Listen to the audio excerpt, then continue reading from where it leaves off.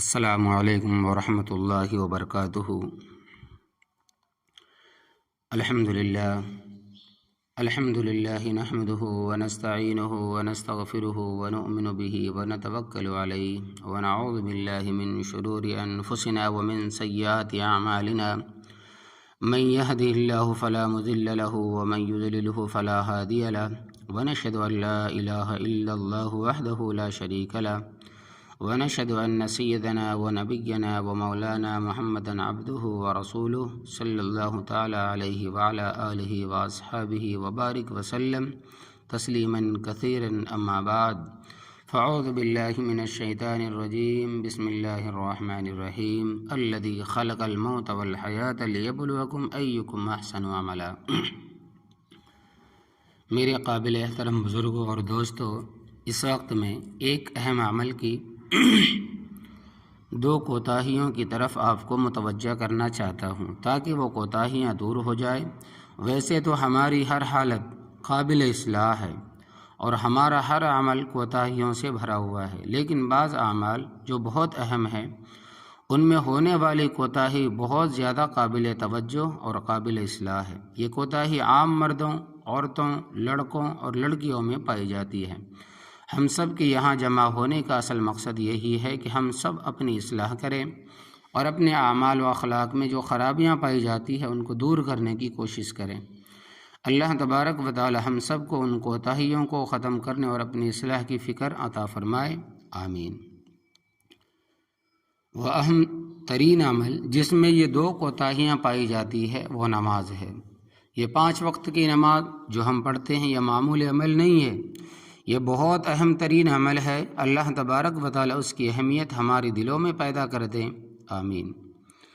اللہ تبارک و تعالی نے ابتدا میں 50 نمازیں فرض فرمائی تھی اور پھر سرکار دو عالم صلی اللہ علیہ وسلم کے صدقے صرف 5 نمازیں باقی رہ گئیں۔ 45 نمازیں اللہ تبارک و تعالی نے معاف فرما دی، اور صرف معاف ہی نہیں فرمائی بلکہ یہ بھی فرما دیا کہ ہم 5 نمازوں پر 50 نمازوں کا ثواب بھی عطا فرمائیں گے۔ اب اندازہ لگائیں 24 گھنٹے میں 50 نمازیں فرض ہونا معمولی بات نہیں بلکہ اس کی غیر معمولی اہمیت کی دلیل ہے۔ اور ان 5 نمازوں کی اہمیت کے بارے میں بھی بعض روایت میں عجیب بات بیان کی گئی ہے۔ وہ یہ ہے کہ ہم جو فجر کی نماز ادا کرتے ہیں اور اس میں 2 رکعتیں فرض پڑھتے ہیں، اس کی حکمت یہ ہے کہ فجر کی نماز سب سے پہلے حضرت آدم علیہ السلام نے ادا فرمائی۔ جس وقت اللہ تبارک و تعالی نے ان کو دنیا میں اتارا اس وقت دنیا میں رات چھائی ہوئی تھی۔ حضرت آدم علیہ السلام جنت کی روشنی سے نکل کر دنیا کی اس تاریک اندھیری رات میں دنیا میں تشریف لائے۔ اس وقت ہاتھ بجھائی نہیں دیتا تھا، اس وقت ہاتھ دکھائی نہیں دیتا تھا۔ حضرت آدم علیہ السلام بڑی تشویش اور پریشانی لاحق ہوئی۔ اتنا اندھیرا تھا کہ حضرت آدم علیہ السلام کو اپنا ہاتھ دکھائی نہیں دیتا تھا۔ اتنی پریشانی لاحق ہوئی کہ یہ دنیا اتنی تاریک ہے، اتنی اندھیری ہے، یہاں زندگی کیسے گزرے گی؟ نہ کوئی چیز نظر آتی ہے، نہ جگہ سمجھ میں آتی ہے کہ کہاں ہے اور کہاں جائیں، ہر طرف اندھیرا ہی اندھیرا ہے۔ چنانچہ خوف محسوس ہونے لگا۔ اس کے بعد آہستہ آہستہ روشنی ہونے لگی اور صبح کا نور چمکنے لگا، صبح صادق ظاہر ہوئی تو حضرت آدم علیہ السلام کی جان میں جان آئی۔ اس وقت حضرت آدم علیہ السلام نے سورج نکلنے سے پہلے 2 رکعتیں بطور شکرانہ ادا فرمائی۔ 1 رکعت تاریک رات کی جانے کے شکرانے میں ادا فرمائی اور 1 رات دن کی روشنی نمودار ہونے کے شکرانے میں ادا فرمائی۔ یہ 2 رکعتیں اللہ تبارک و تعالیٰ کو اتنی پسند آئیں کہ اللہ تبارک و تعالیٰ نے ان کو حضور اقدس صلی اللہ علیہ وسلم کی امت پر فرض فرما دیا۔ عنایہ اس سے اندازہ لگائیں کہ یہ فجر کی نماز کی اتنی اہم نماز ہے۔ اسی طرح ظہر کی 4 رکعت ہم ادا کرتے ہیں۔ یہ سب سے پہلے حضرت ابراہیم علیہ السلام نے ادا فرمائی تھی، اور اس وقت ادا فرمائی تھی جس وقت وہ اپنے بیٹے حضرت اسماعیل علیہ السلام کو ذبح کرنے کے لیے امتحان گاہ میں گئے اور کامیاب ہو گئے۔ ایک رکعت اس امتحان میں کامیابی پر شکرانے کے طور پر ادا فرمائی، یا اللہ آپ کا شکر ہے، آپ کی مدد سے میں اس مشکل امتحان میں کامیاب ہو گیا۔ دوسری رکعت اس بات کے شکرانے میں ادا فرمائی کہ اللہ تبارک و تعالیٰ نے حضرت اسماعیل علیہ السلام کے عوض جنت سے ایک مینڈھا اتار دیا، چونکہ یہ بھی اللہ تبارک و تعالیٰ کا ایک خصوصی انعام تھا، اس لیے اس کے شکرانے کے طور پر دوسری رکعت ادا فرمائی۔ تیسری رکعت اس شکرانے میں ادا فرمائی کہ اللہ تبارک و تعالیٰ نے اس موقع پر براہ راست حضرت ابراہیم علیہ السلام سے خطاب کرتے ہوئے فرمایا، وَنَادَيْنَاهُ أَيْ يَا إِبْرَاهِيمُ قَدْ صَدَّقْتَ الرُّؤْيَا إِنَّا كَذَلِكَ نَجْزِي الْمُحْسِنِينَ، یعنی ہم نے آواز دی، اے ابراہیم بلا شبہ تم نے اپنا خواب سچ کر دکھایا، ہم نیکوکاروں کو اسی طرح بدلہ دیا کرتے ہیں۔ تو اس خطاب کے شکرانے میں تیسری رکعت ادا فرمائی۔ چوتھی رکعت اس بات کے شکرانے میں ادا فرمائی کہ اللہ تبارک و تعالی نے ایسا صابر بیٹا عطا فرمایا جو سخت امتحان کے اندر بھی نہایت صابر اور محتمل رہا اور صبر کا پہاڑ بن گیا۔ اگر وہ متزلزل ہو جاتا، بگڑ جاتا، میرے لیے اللہ کا حکم پورا کرنا دشوار ہو جاتا، چنانچہ خواب دیکھنے کے بعد بیٹے ہی سے مشورہ کیا کہ اے بیٹے، میں نے یہ خواب دیکھا ہے، تم غور کر لو، تمہارا کیا ارادہ ہے؟ بیٹے نے جواب دیا، ابا جان، آپ کو جو حکم ملا ہے وہ آپ کر گزریے، عنقریب انشاءاللہ تبارک و تعالی آپ مجھے صبر کرنے والوں میں سے پائیں گے۔ ایسا صابر اور متحمل بیٹا ملنے کے شکرانے میں چوتھی رکعت ادا فرمائی۔ اس طرح یہ 4 رکعتیں حضرت ابراہیم علیہ السلام نے ظہر کے وقت بطور شکرانے کی ادا فرمائی۔ اللہ تبارک و تعالیٰ کو ایسی پسند آئی کہ سرکار دو عالم صلی اللہ علیہ وسلم کی امت پر فرض فرما دی۔ اب سنیں نماز عصر کی فرضیت۔ نماز عصر کی 4 رکعتیں سب سے پہلے حضرت یونس علیہ السلام نے عطا فرمائی۔ جس وقت وہ مچھلی کے پیٹ میں تھے، وہاں انہوں نے اللہ تبارک و تعالیٰ کو پکارا، جس کو اللہ تبارک و تعالیٰ نے اس طرح نقل فرمایا، فَنَادَى فِي الظُّلُمَاتِ أَن لَّا إِلَٰهَ إِلَّا أَنتَ سُبْحَانَكَ إِنِّي كُنتُ مِنَ الظَّالِمِينَ فَاسْتَجَبْنَا لَهُ وَنَجَّيْنَاهُ مِنَ الْغَمِّ وَكَذَٰلِكَ نُنجِي الْمُؤْمِنِينَ۔ چنانچہ انہوں نے ہمیں تاریکیوں میں پکارا، لا الہ الا انت سبحانک انی کنت من الظالمین، تو ہم نے ان کی دعا قبول کر لی اور ہم نے ان کو اس گھٹن سے نجات دے دی جو ان کو مچھلی کے پیٹ میں ہو رہی تھی۔ اسی طرح ہم ایمانداروں کو نجات دیتے ہیں۔ چنانچہ جب رب تعالیٰ نے ان کو مچھلی کے پیٹ سے باہر نکالا تو انہوں نے شکرانے کے طور پر 4 رکعت نماز عطا فرمائی، اور یہ 4 رکعتیں اس لیے عطا فرمائی کہ اللہ تبارک و تعالیٰ نے ان کو 4 تاریکیوں سے نجات عطا فرمائی تھی۔ ایک مچھلی کے پیٹ کی تاریکی اندھیری، دوسرے پانی کی تاریکی سے یعنی پانی کے اندھیرے سے، تیسرے بادل کی تاریکی سے یعنی بادل کے اندھیرے سے، اور چوتھے رات کی تاریکی سے، رات کے اندھیرے سے۔ ان 4 تاریکیوں سے نجات کے شکرانے میں عصر کے وقت حضرت یونس علیہ السلام نے 4 رکعت نماز عطا فرمائی۔ اللہ تبارک و تعالیٰ کو یہ 4 رکعت اتنی پسند آئی کہ حضور اقدس صلی اللہ علیہ وسلم کی امت پر ان کو فرض فرما دیا۔ اب سنیں نماز مغرب کی فرضیت۔ مغرب کی 3 رکعتیں سب سے پہلے حضرت داؤد علیہ السلام نے عطا فرمائی۔ اگرچہ انبیاء علیہ السلام سے گناہ سرزد نہیں ہوتے، وہ گناہوں سے معصوم ہوتے ہیں، لیکن بعض اوقات کوئی نامناسب کام یا کوئی لغزش یا کوئی خلاف ادب کام بھی ان سے ذرہ برابر سرزد ہو جائے تو اس پر بھی انہیں تنبیہ کی جاتی ہے اور ان کو توجہ دلائی جاتی ہے، ان کی اصلاح کی جاتی ہے۔ بہرحال حضرت داؤد علیہ السلام کی کسی لغزش کے بعد جب اللہ تبارک و تعالیٰ نے ان کی بخشش کا اعلان فرمایا کہ فغفرنا لہ ذالک، یعنی ہم نے ان کی مغفرت کر دی، تو اس وقت حضرت داؤد علیہ السلام نے اس بخشش کے شکرانے میں مغرب کے وقت 4 رکعت نماز کی نیت باندھی۔ جب 3 رکعت ادا فرما لی تو اس کے بعد آپ پر اپنی لغزش کے احساس کا ایسا غلبہ ہوا کہ آپ پر بے ساختہ گریہ طاری ہو گیا، اور ایسا گریہ طاری ہوا کہ اس کی شدت کی وجہ سے 4تھی رکعت نہ پڑھ سکے۔ تو حضرات گرامی، آپ نے سنا کہ حضرت داؤد علیہ السلام نے 4 رکعت کی نیت کی نماز باندھی تھی، 4 رکعت کی نماز کی نیت باندھی، جب 3 رکعت ادا فرما لی تو اس کے بعد آپ پر اپنی لغزش کا احساس کا ایسا غلبہ ہوا کہ آپ پر بے ساختہ گریہ طاری ہو گئے، اور ایسا گریہ طاری ہوا، اتنا روئے کہ اس کی شدت کی وجہ سے چوتھی رکعت نہ پڑھ سکے۔ چنانچہ 3 رکعت ہی پر آپ نے اکتفا فرما لیا اور چوتھی رکعت پڑھنے کی ہمت نہ رہی۔ یہ 3 رکعت اللہ تبارک و تعالیٰ کو اتنی پسند آئی کہ حضور اقدس صلی اللہ علیہ وسلم کی امت پر ان کو مغرب کے وقت فرض فرما دیا۔ آپ سمجھیں نماز عشاء کی فرضیت۔ عشاء کے وقت جو 4 رکعت ہم ادا کرتے ہیں اس کے بارے میں 2 قول ہے۔ ایک قول تو یہ ہے کہ سب سے پہلے حضرت موسیٰ علیہ السلام نے یہ نماز ادا فرمائی، جس وقت آپ حضرت شعیب علیہ السلام کے پاس 10 سال قیام کرنے کے بعد اپنے اہل و عیال کے ساتھ مصر واپس تشریف لا رہے تھے، اور آپ کے گھر والے امید سے تھیں۔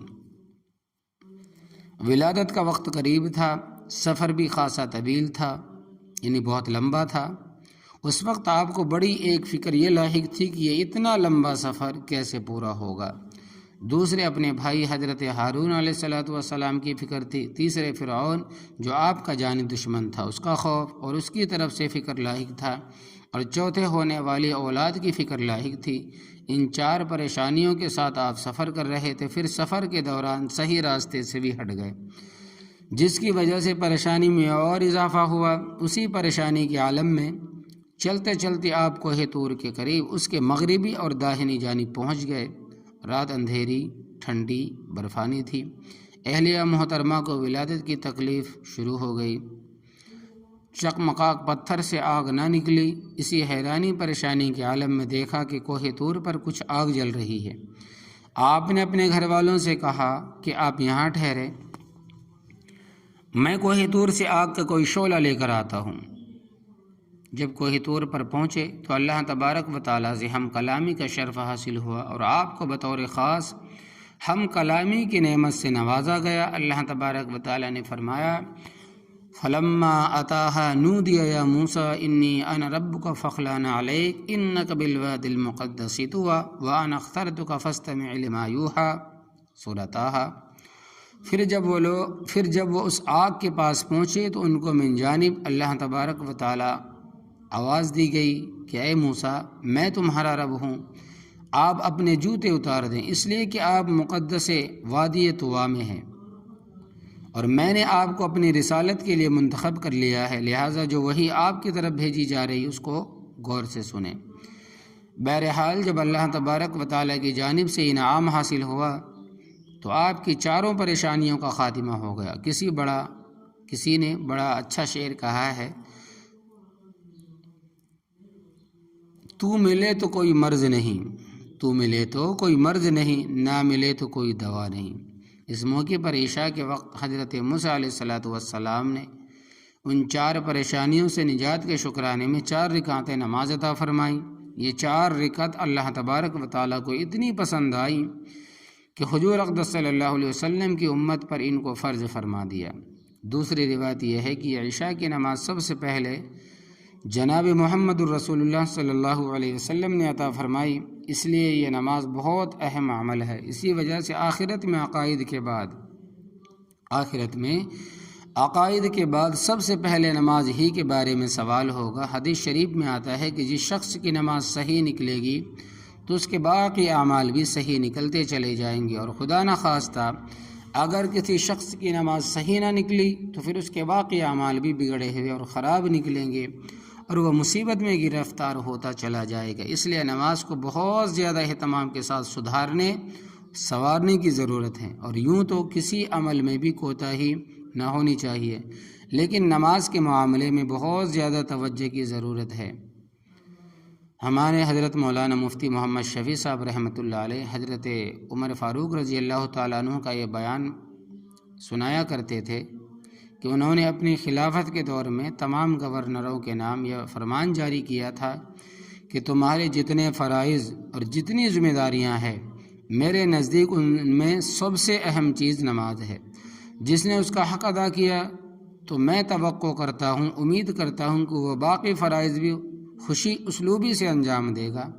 اور جس شخص نے نماز کو ضائع کر دیا تو وہ دوسرے فرائض کو اس سے زیادہ ضائع کرے گا اور ان میں کوتاہی کرے گا۔ حقیقت یہ ہے کہ ایک مومن کی کسوٹی اس کی نماز ہے۔ جس شخص کی نماز مکمل ہوگی وہ انشاءاللہ تبارک و تعالی وہ روزے بھی رکھے گا، وہ حج بھی کرے گا، زکوٰۃ بھی دے گا، دوسرے حقوق بھی ادا کرے گا۔ اور جو شخص نماز ہی نہیں پڑھتا وہ روزہ کیسے رکھے گا، دوسرے اعمال صالحہ اور حقوق کی طرف کیسے توجہ دے گا؟ اس لیے ضروری ہے کہ نماز کی طرف ہماری خاص توجہ ہو، اور نماز میں جو کوتاہیاں ہم سے سرزد ہو رہی ہیں وہ ہم سے دور ہو، اور ہم ان کوتاہیوں کو دور کرنے کی فکر کریں۔ نماز کے بارے میں حضور اقدس صلی اللہ علیہ وسلم کا مشہور ارشاد ہے کہ آپ صلی اللہ علیہ وسلم نے فرمایا کہ بدترین چور وہ ہے جو نماز میں سے چوری کرے۔ صحابہ نے عرض کیا یا رسول اللہ صلی اللہ علیہ وسلم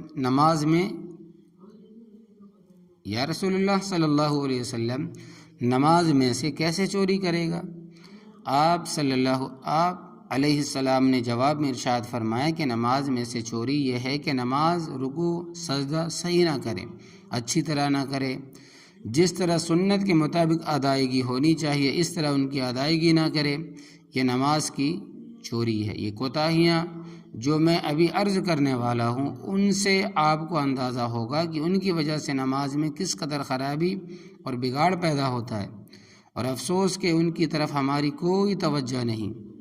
رکوع سجدہ، قوما اور جلسے کی کوتاہیاں جو غلطیاں ہیں، عام طور پر نماز میں 4 جگہوں پر ہم سے کوتاہی ہوتی ہے۔ نمبر 1 رکوع، نمبر 2 سجدے میں، نمبر 3 قومے میں، نمبر 4 جلسے میں۔ یہاں تک رکوع اور سجدے کا تعلق ہے تو کسی نہ کسی طرح ہم ادا کر ہی لیتے ہیں، لیکن اگرچہ سنت کے مطابق نہیں کرتے، لیکن قومہ اور جلسے میں بہت زیادہ کوتاہی پائی جاتی ہے۔ رکوع اور سجدہ فرض ہے، قومہ اور جلسہ واجب ہے۔ رکوع سے سیدھا کھڑا ہونے کو قومہ کہتے ہیں، رکوع سے سیدھا کھڑا ہونے کو قومہ کہتے ہیں، اور دونوں سجدوں کے درمیان بیٹھنے کو جلسہ کہتے ہیں۔ رکوع کا صحیح طریقہ یہ ہے کہ کمر سیدھی ہو جائے اور سر کمر کے برابر ہو جائے۔ رکوع میں جاتے ہی فوراً کھڑا ہو جانا درست نہیں ہے۔ رکوع میں جاتے ہی فوراً کھڑا ہو جانا ٹھیک نہیں ہے، جیسے بعض لوگ ذرا سا جھک کر فوراً کھڑے ہو جاتے ہیں۔ اسی طرح سجدے میں زمین پر ناک ٹکتے ہی فوراً اٹھ بیٹھتے ہیں۔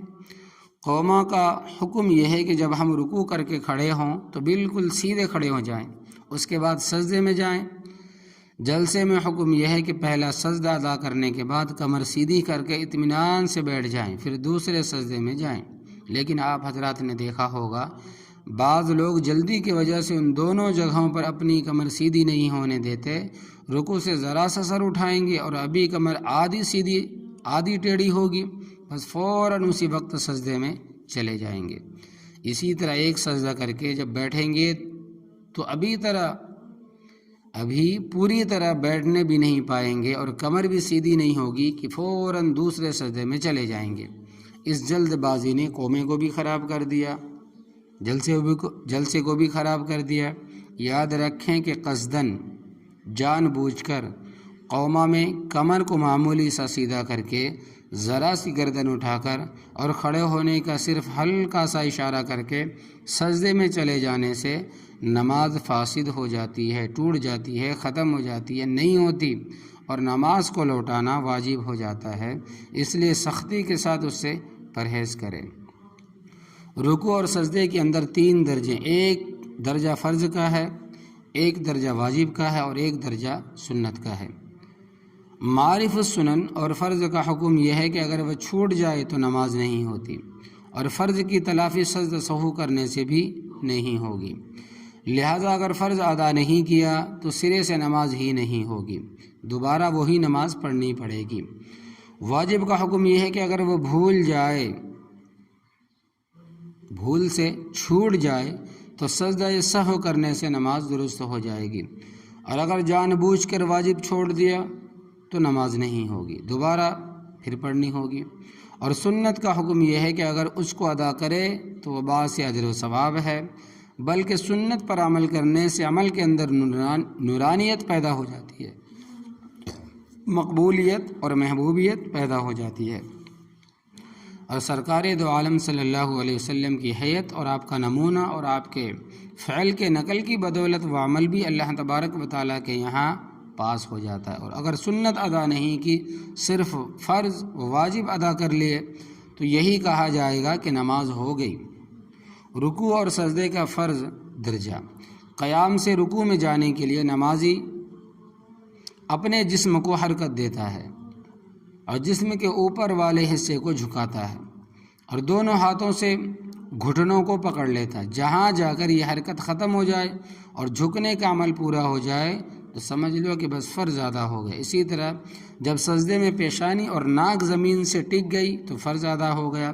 لہذا اگر کوئی شخص رکوع میں اتنا جھکے بغیر دونوں ہاتھ گھٹنوں تک پہنچ جائے، کھڑا ہو گیا، یا سجدے میں ناک اور پیشانی ٹکائے بغیر اٹھ بیٹھا، تو اس صورت میں رکوع اور سجدے کا فرض ادا نہیں ہوا بلکہ نماز بھی نہیں ہوئی۔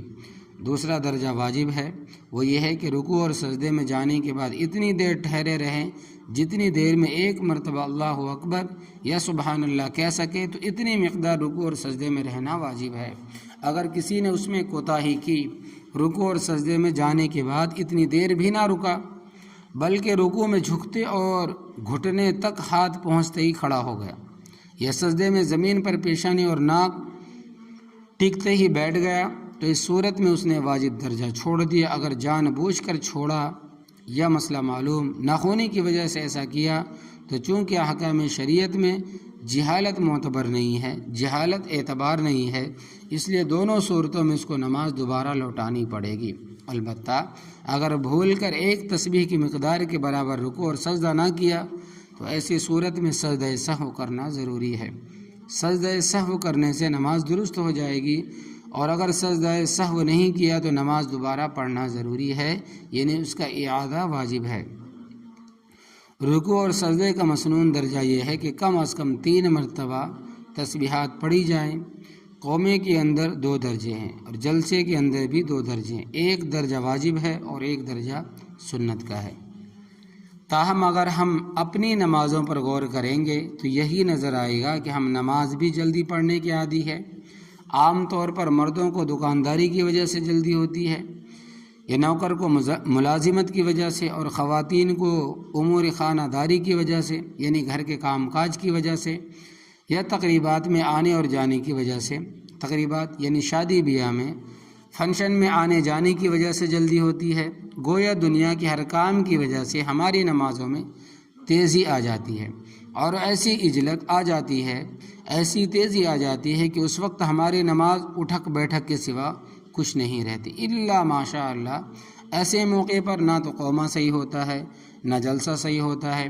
رکوع سے اٹھنے کے بعد ابھی کمر سیدھی نہیں ہوتی، اٹھنے کے بعد ابھی کمر سیدھی نہیں ہوتی کہ فوراً سجدے میں چلے جاتے ہیں، اور پہلے سجدے سے ابھی سیدھے بیٹھنے بھی نہیں پاتے کہ فوراً دوسرے سجدے میں چلے جاتے ہیں، جس کو کہتے ہیں ٹھونگے مارنا۔ جو کوا ٹھونگے مارتا ہے وہی نماز پڑھنے والا بھی جلدی بازی میں ٹھونگے مارتا ہے، جس کی وجہ سے قومہ اور جلسے کا واجب درجہ بھی چھوٹ جاتا ہے۔ اور جب قصداً واجب چھوٹ گیا، جان بوجھ کر چھوڑ دیا، تو نماز نہیں ہوئی، فاسد ہو گئی۔ بعض خواتین بھی بہت جلدی نماز پڑھنے کی عادی ہوتی، جس کی وجہ سے یہ خطرہ ہوتا ہے ان کے قومہ اور جلسے میں واجب درجہ بھی ادا نہ ہوا ہو۔ لہذا قومہ اور جلسہ کا واجب درجہ ادا کرنے کا خاص اہتمام کرنا چاہیے۔ قومہ کا واجب درجہ یہ ہے، قومے کا واجب درجہ یہ ہے کہ رکوع سے اٹھنے کے بعد اتنی دیر سیدھی کھڑے رہیں جتنی دیر میں ایک مرتبہ اللہ اکبر یا سبحان اللہ کہہ سکے، اتنی مقدار سیدھا کھڑے رہنا واجب ہے۔ اسی طرح جلسے میں بھی ایک سجدہ کرنے کے بعد اتنی دیر سیدھے بیٹھنا واجب ہے جتنی دیر میں ایک مرتبہ سبحان اللہ کہہ سکے۔ اگر کسی نے اس میں کوتاہی کی اور ایک سجدہ ادا کرنے کے بعد فوراً ہی دوسرا سجدہ کر لیا اور ایک تسبیح کی مقدار بھی نہیں بیٹھا، یا قومہ کے اندر ایک تسبیح کی مقدار کے برابر کھڑے رہنے کے بجائے فوراً سجدے میں چلا گیا، تو اس صورت میں واجب درجہ چھوڑ دیا۔ اگر جان بوجھ کر چھوڑ دیا یا مسئلہ معلوم نہ ہونے کی وجہ سے ایسا کیا ہو تو چونکہ احکام شریعت میں جہالت کا اعتبار نہیں ہے، اس لیے دونوں صورتوں میں اس کو نماز دوبارہ لوٹانی پڑے گی۔ البتہ اگر بھول کر ایک تسبیح کی مقدار کے برابر قوما نہیں کیا، یا جلسہ نہیں کیا، یعنی کہ یا بیٹھا نہیں یا پھر کھڑا نہیں ہوا، تو ایسی صورت میں سجدہ سہو کرنا ضروری ہے۔ سجدہ سہو کرنے سے نماز درست ہو جائے گی۔ اگر سجدہ سہو نہیں کیا تو نماز دوبارہ پڑھنا ضروری ہے، یعنی اس کا لوٹانا واجب ہے۔ اس لیے میرے عزیزو، ہم لوگوں سے عام طور پر قوما کا واجب درجہ چھوٹ جاتا ہے، اس طرف توجہ نہیں رہتی، نہ مردوں کو توجہ رہتی ہے نہ خواتین کو توجہ رہتی ہے۔ ذرا بھی کوئی عجلت کا کام سامنے آتا ہے تو ہم اتنی تیزی سے نماز ادا کر لیتے ہیں کہ اس میں قوما جلسہ برائے نام ہی رہتا ہے، اور اس میں اس بات کا خطرہ رہتا ہے کہیں واجب درجہ چھوٹ نہ گیا ہو۔ لہٰذا یہ ضروری ہے کہ ہماری انفرادی نماز بھی امام کے ساتھ پڑھی جانے والی نماز کی طرح زیادہ ٹھہراؤ کے ساتھ ادا ہو، لیکن معاملہ بالکل الٹا ہے۔ امام کے پیچھے تو ہمیں مجبوراً اطمینان سے نماز پڑھنی پڑتی ہے، لیکن انفرادی نماز کو، اکیلے نماز کو سنت ہے، نفل ہے، واجب ہے، اپنے معمول کے مطابق نہایت جلدی بازی کے ساتھ ادا کرتے۔ حالانکہ ہونا یہ چاہیے ہماری انفرادی نماز، ہماری اکیلے کی نماز بھی زیادہ سے زیادہ سکون اور اطمینان اور وقار کے ساتھ ادا ہو۔ ایک حدیث میں ہے کہ سرکار دو عالم صلی اللہ علیہ وسلم کا رکوع، سجدہ اور قوما اور جلسہ تقریباً سب برابر ہوتے تھے، لہٰذا جتنا وقفہ رکوع اور سجدے میں ہوتا تھا اتنا ہی وقفہ قوما اور جلسے میں ہوتا تھا۔ البتہ قیام اور قعدہ طویل ہوتا تھا، اس لیے قیام کے اندر تلاوت ہوتی تھی اور قاعدے کے اندر تشہد پڑھنا ہوتا تھا۔ اس لیے دونوں ارکان تو رکوع سجدے کے مقابلے میں طویل ہوتے تھے، لیکن باقی چاروں ارکان یعنی قوما، جلسہ، رکوع اور سجدہ تقریباً برابر ہوتے تھے۔ البتہ کبھی کبھار کسی رکن میں اتنا طویل وقفہ بھی ہوتا تھا کہ دیکھنے والوں کو یہ خیال ہوتا تھا کہیں ایسا تو نہیں کہ نبی کریم صلی اللہ علیہ وسلم بھول گئے ہو، یا کہیں نبی کریم صلی اللہ علیہ وسلم کی روح پرواز کر گئی ہو۔ فقہ اور ان احادیث کی روشنی میں قوما اور جلسہ کا جو مسنون درجہ معلوم ہوتا ہے وہ یہ ہے کہ قوما کے اندر آدمی اتنی دیر وقفہ کرے، اتنی دیر ٹھہرے جتنی دیر میں 3 مرتبہ سبحان اللہ کہہ سکے۔ اسی طرح جلسے میں بھی اتنی دیر وقفہ کرنا مسنون ہے جتنی دیر میں 3 مرتبہ سبحان اللہ کہہ سکے۔ خلاصہ یہ ہے کہ قوما اور جلسے میں ایک تسبیح کے برابر توقف کرنا ہے اور 3 تسبیح کے برابر وقفہ کرنا سنت ہے۔ ایک تسبیح کے برابر توقف کرنا واجب ہے اور 3 تسبیح کے برابر وقفہ کرنا سنت ہے۔ اور سنت پر عمل کرنے کی ایسی برکت، آپ جہاں کہیں کسی فرض واجب والے عمل میں سنت پر عمل کریں گے تو ایک تو اس عمل میں سہولت اور آسانی ہوگی، اور دوسرے اس کے ذریعے فرض واجب درجے کی ادائیگی بھی ہوگی، اور سب سے بڑی چیز جو حاصل ہوگی وہ یہ ہے کہ تیرے محبوب کی یا رب شباہت لے کر آیا ہوں، تیرے محبوب کی یا رب شباہت لے کے آیا ہوں، حقیقت اس کو تو کر دے میں صورت لے کے آیا ہوں۔ کم از کم ہماری نماز کی صورت تو محبوب کی نماز کی جیسی بن جائے گی۔ اور سنت یہ ہے کہ قوما اور جلسہ دونوں جگہوں پر کم از کم 3 مرتبہ سبحان اللہ کہنے کی مقدار کے برابر وقفہ کریں۔ اسی وجہ سے رکوع میں بھی سنت یہ ہے کہ کم از کم 3 مرتبہ سبحان ربی العظیم کہا جائے، اور سجدے میں بھی سنت یہ ہے کہ کم از کم 3 مرتبہ سبحان ربی الاعلیٰ کہا جائے۔ اس طرح چاروں چیزوں کا وقفہ تقریباً برابر ہو گیا، اور حضور اقدس صلی اللہ علیہ وسلم کی اس حدیث کے مطابق ہو گیا جس میں یہ فرمایا گیا ہے کہ نبی کریم صلی اللہ علیہ وسلم کی نماز کی یہ چاروں ارکان تقریباً برابر ہوا کرتے تھے۔ حقیقت یہ ہے کہ ترک واجب کی ایک کوتاہی، کمزوری، کمی اکثر ہم جان بوجھ کر کرتے ہیں اور ہمیں اس کی عادت پڑ گئی ہے۔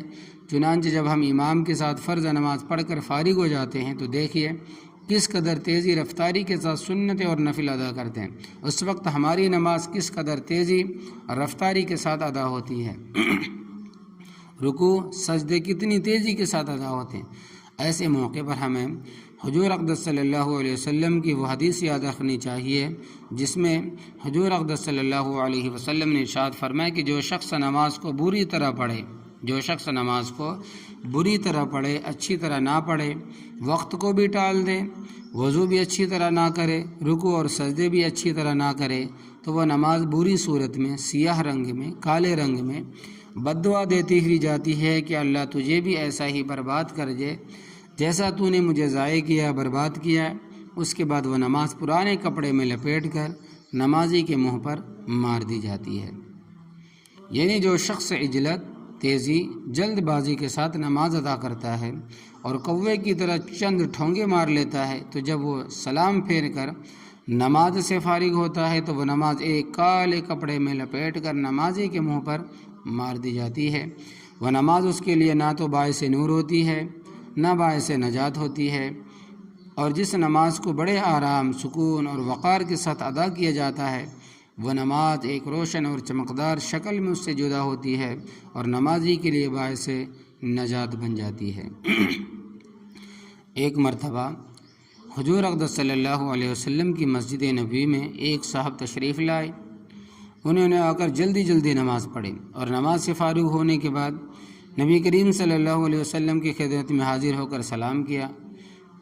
حضرت صلی اللہ علیہ وسلم نے سلام کا جواب دینے کے بعد فرمایا، قم فصلی فإنک لم تصلی، قم فصلی فإنک لم تصلی، تم جا کر دوبارہ نماز پڑھو اس لیے کہ تم نے نماز نہیں پڑھی۔ چنانچہ وہ صاحب گئے اور جا کر دوبارہ اسی طرح جلدی جلدی نماز پڑھی جیسے پہلے پڑھی تھی۔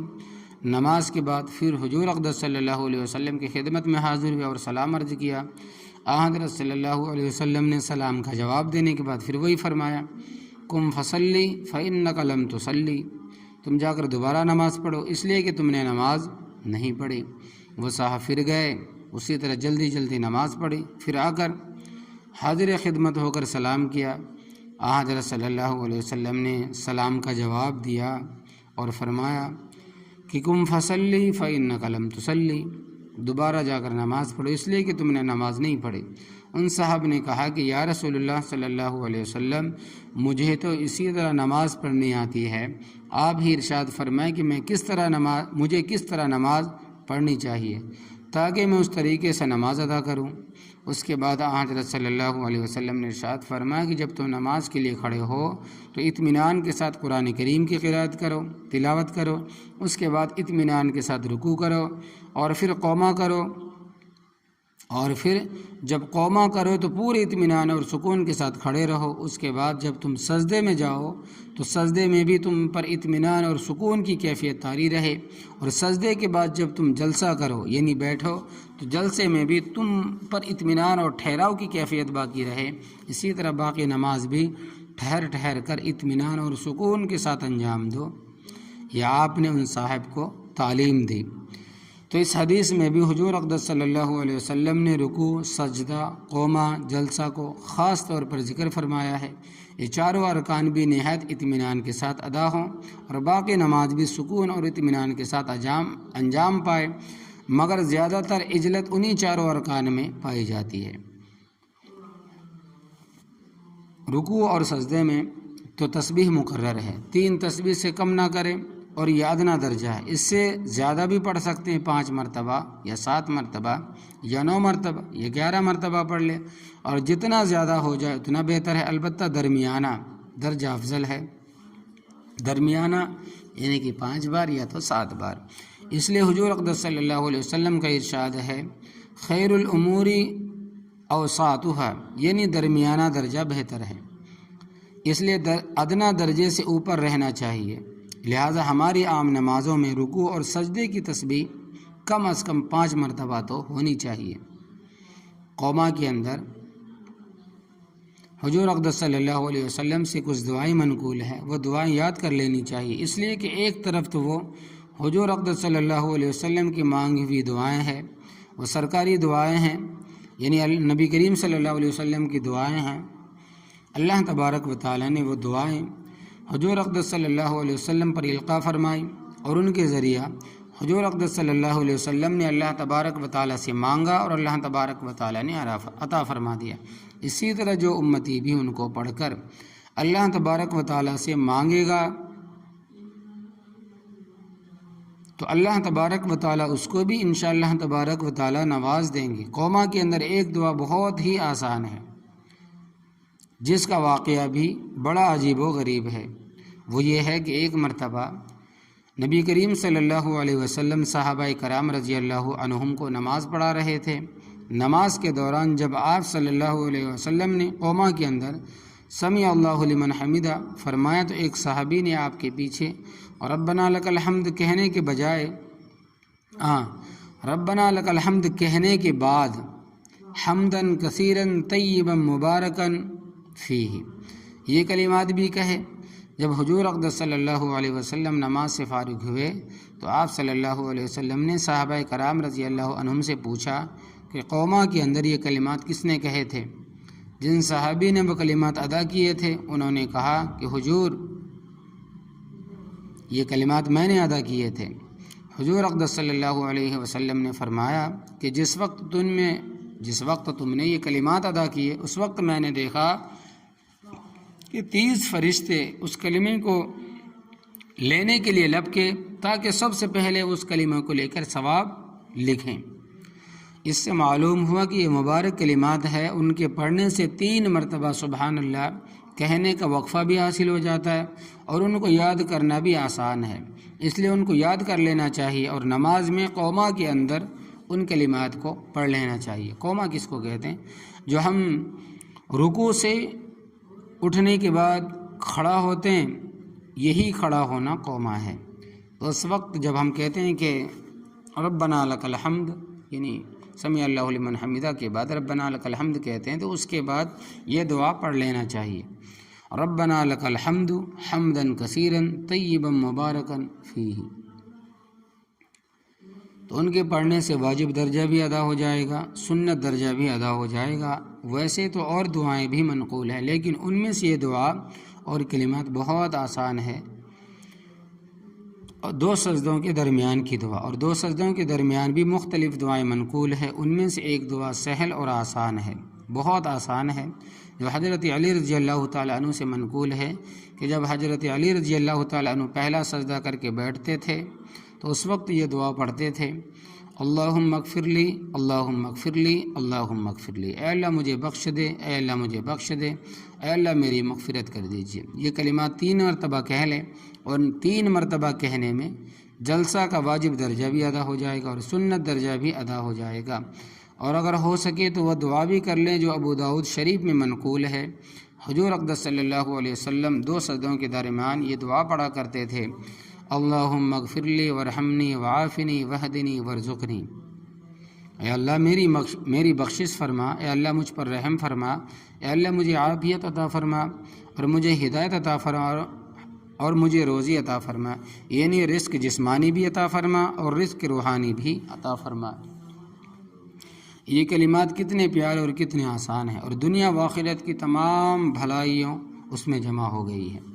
دوسری روایت میں اور بھی کلمات ہیں لیکن یہ کلمات آسان ترین ہے، اگر یہ یاد نہ ہو تو اللہم اغفر لی تو سب کو یاد ہوگا، لہذا آج ہی تمام خواتین و حضرات اس بات کا ارادہ کر لے، تہیہ کر لے، جب وہ نماز میں قوما کرے تو قوما میں حمدن کثیرن طیبا مبارکن فیہ پڑھا کریں گے، اور جب پہلا سجدہ کر کے بیٹھیں تو 3 مرتبہ اللہم اغفر لی کہیں گے یا اللہم اغفر لی ورحمنی وعافنی وہدنی ورزقنی پڑھیں گے۔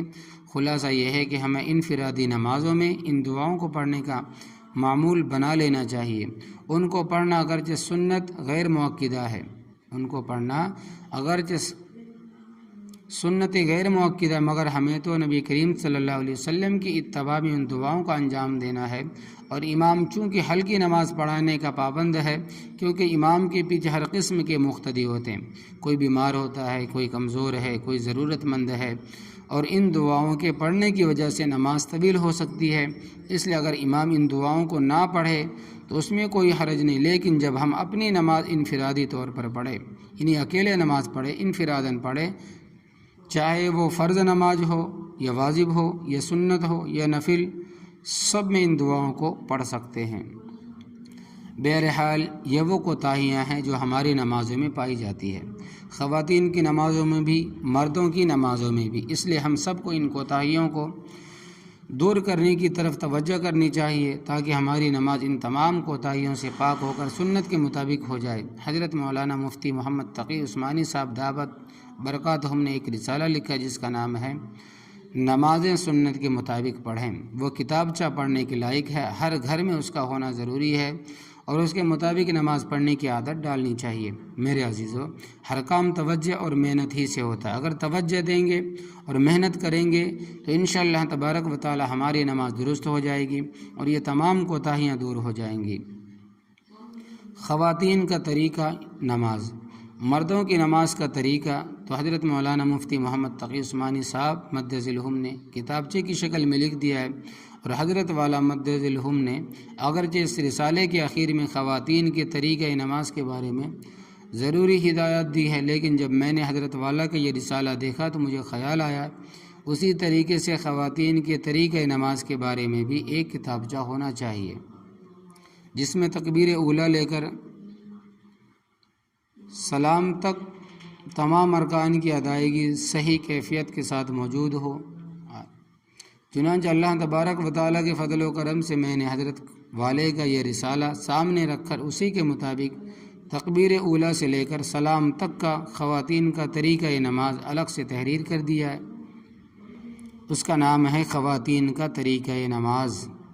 یہ رسالہ آپ ضرور حاصل کر لیں، اور یہ ہماری ذمہ داری ہے کہ ہم اپنی ماں، اپنی بہن، بیٹی، بہو کی نماز صحیح کرنے کی ان کو تلقین کرے اور ان کو اس کی تاکید کریں، وہ اپنی نمازیں اس کے مطابق ادا کرے۔ اسی طرح اپنے بچوں کی نمازیں بھی درست کرائیں، اپنے سامنے ان سے نماز پڑھوائیں اور کتاب لے کر بیٹھ جائیں اور دیکھیں کہ کتاب کے مطابق وہ نماز پڑھتے ہیں یا نہیں۔ یہ سب ہماری ذمہ داری ہے کہ ہم اپنی اور اپنے ماتحتوں کی نماز کی فکر کریں اور ان کا جائزہ لیتے رہیں تاکہ نماز میں کسی قسم کی کوتاہی باقی نہ رہے، اور اس بات کا خاص خیال رکھیں کہ نماز میں ایسی جلدی نہ ہونے پائے جس کی وجہ سے نماز کے ارکان میں واجب یا فرض درجہ چھوٹ جائے اور ہماری نماز ہی ادا نہ ہو۔ ہم یہ سمجھتے رہیں کہ ہماری نماز ادا ہو گئی۔ اللہ تبارک و تعالی ہم سب کو اپنی اصلاح کی کامل فکر عطا فرمائے، آمین۔ وآخر الدعوانا الحمد للہ رب العالمین برحمتک یا